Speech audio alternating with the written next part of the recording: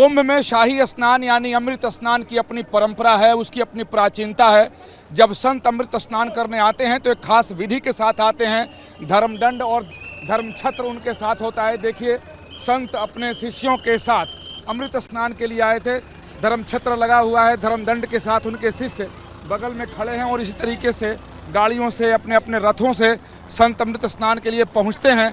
आप देखें, रामानुदास काठिया बाबा ये छत्र और धर्मदंड के साथ शाही स्नान के बाद यानी अमृत स्नान करने के बाद अपने आश्रम, अपने शिविर में वापस जाते हुए आप देखें कि लगातार शाही स्नान के लिए संतों के आने का सिलसिला शुरू है। अपने अलग अलग गाड़ियों से, अलग अलग रथों से संत यहाँ पहुँचते हैं, यानी पहुँच रहे हैं और पहुँच कर स्नान कर और फिर उसी से अपने शिष्यों के साथ विदा ले लेते हैं।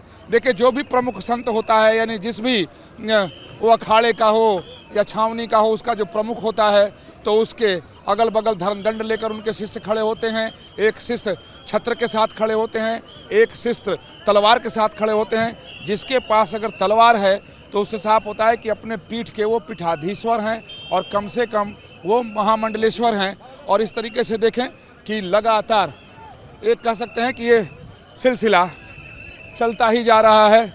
और अपने सहयोगी जयराम से कहेंगे कि इधर भी दिखाएं कि किस तरीके से रथों से संत आ रहे हैं। और अब एक संतों का नया जत्था भी पहुंचा है और रथ पे सवार होकर संत आ रहे हैं, संत जा रहे हैं, स्नान कर रहे हैं।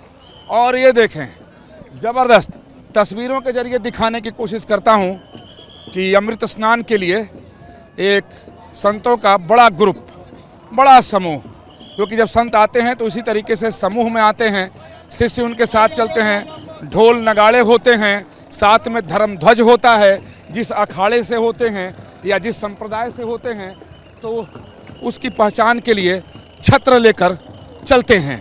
तो ये संतों का एक समूह अमृत स्नान के लिए, और जो विधि है, जिस विधि से स्नान होता है उस विधि के मुताबिक ही पूजा के पात्र जो भी चाहिए पूजा के लिए वो सब कुछ इनके साथ है।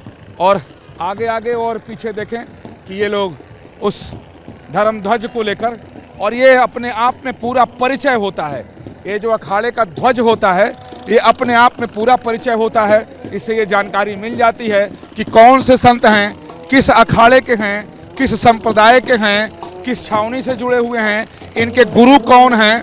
तो इस ध्वज से सब कुछ पता चल जाता है। और पीछे देखें कि ये संतों का एक पूरा समूह ये रथ पर अपने इष्ट को लेकर पहुंचे हैं। ऊपर चौपर से निगरानी भी रखी जा रही है, चौपर से फूलों की वर्षा भी की जा रही है। सबसे आगे जो रथ है उस पर इष्ट देव की मूर्ति है, पीछे रणभेरी बज रहा है, उसके पीछे देखें कि फिर इष्ट देव हैं और सब ये संत और धर्मदंड के साथ, ऊपर चौपर के साथ ये संतों के समूह को देखिए। सब अमृत स्नान के लिए त्रिवेणी की ओर बढ़ रहे हैं। और जब तक संतों का स्नान न हो जाए तब तक न तो कुंभ पूर्ण होता है और न कुंभ की शुरुआत मानी जाती है। तो देखिए, ये पूरा ये सभी संत एक साथ अमृत स्नान करने के लिए त्रिवेणी संगम की ओर बढ़ रहे हैं। महाराज जी, बहुत स्वागत है। महाराज जी, पहले परिचय बताएं, इस अपने अखाड़े के बारे में जानकारी दें। हम पंचायती उदासीन नया अखाड़े से हैं। संतों की पेशवाई स्नान के लिए घाट में जा रहे हैं। आप लोगों के सहयोग से हम प्रसन्न हैं। कुंभ, इस बार जो कुंभ की व्यवस्था है, आपने सभी कुंभ में, बहुत सारे कुंभों में स्नान, अमृत स्नान किया होगा, यहाँ की व्यवस्था से संतुष्ट हैं आप लोग? हाँ, योगी जी के राज में हम कुंभ मेले में संतुष्ट हैं। संतों की व्यवस्था और भी होनी है, कुछ हो गई है, फिर हम कई हद तक संतुष्ट हैं। तो संत कुंभ की व्यवस्था से संतुष्ट हैं। और ये त्रिवेणी में स्नान के लिए संत मंडल जो है वो आगे की ओर बढ़ रहा है और उसकी अपनी परंपरा है, अपनी प्राचीनता है, अपनी एक विधि है। उसी विधि के हिसाब से संत जो हैं वो स्नान करते हैं। आइए तस्वीरों के जरिए और दिखाते हैं। महाराज जी, दंडवत। तो ये संत मंडल है, पीछे और भी रथ हैं, बहुत सारे रथ हैं। उसके जरिए, तस्वीरों के जरिए आपको दिखाने की कोशिश करता हूँ कि आप देखें कि उदासीन यानी उदासीन अखाड़े के संत रथों पर सवार होकर अब त्रिवेणी संगम में स्नान के लिए पहुंचे हैं।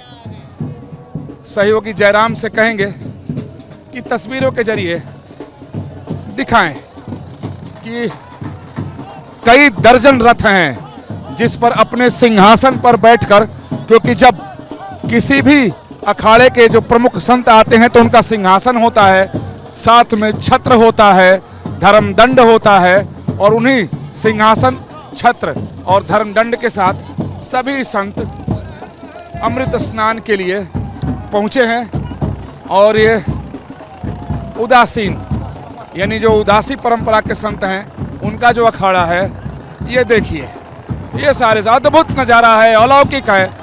ये सिर्फ कुंभ में ही देखने को मिलता है, कुंभ से अलग इसका दर्शन नहीं हो सकता है, क्योंकि संत इसी तरीके से आते हैं। क्योंकि जब पहले इसका नाम शाही स्नान था तो बिल्कुल शाह की तरह संत आते थे अपने इष्ट के साथ, क्योंकि जो इष्ट होते हैं उनको ये शाह मानते हैं, यानी राजा मानते हैं। पहले उनका स्नान कराते हैं और फिर स्नान करते, इसलिए इसे पहले शाही स्नान कहा जाता था, यानी राजसी स्नान। तो इष्ट के राजसी स्नान के साथ ही संतों का स्नान शुरू होता है। तो महाराज अपने सिंहासन पर छत्र दंड के साथ, आप देखें कि इसी तरीके से अनगिनत रथ हैं और लगातार संत यहाँ पहुँच रहे हैं। और जैसे ही संतों का स्नान समाप्त होगा अपने शिविर की ओर लौट जाएंगे। तो ये उदासीन अखाड़े के संत, आप देखें कि कुंभ में एक विशेष व्यवस्था की गई है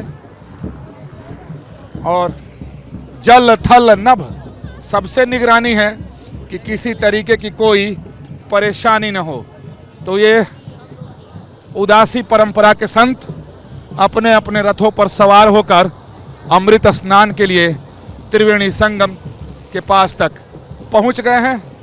और ये तस्वीरों के जरिए अलौकिक दृश्य दिखाई दे रहा है। यह सैकड़ों नहीं हजारों साल पुरानी परंपरा है जिसका ये संत निर्वहन आज भी करते हैं, इस आधुनिक युग में भी करते हैं।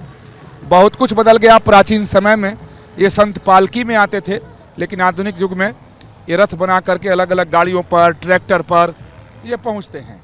तो देखें कि दर्जनों रथ हैं और उस पर सभी बड़े संत बैठे हैं, यानी जो प्रमुख संत होते हैं, महामंडलेश्वर होते हैं या महापीठाधीश्वर होते हैं या अपने अखाड़े के हेड होते हैं, प्रमुख होते हैं। उदासीन पंचायती नया अखाड़ा ये सामने दिखाई दे रहा है, उसके सभी संत और भक्त इस प्रयागराज की पावन धरती पर चल रहे कुंभ के अमृत स्नान में डुबकी लगाने के लिए पहुँचे हैं और उसी हजारों साल पुरानी परंपरा को आगे बढ़ा रहे हैं जिसके लिए भारत पूरी दुनिया में जाना जाता है। वीडियो जर्नलिस्ट जयराम यादव के साथ Vikas Chandra, news nation, Prayagraj. News nation अब व्हाट्सएप पर खबरों की ताजा अपडेट के लिए न्यूज नेशन के इस QR कोड को स्कैन करें।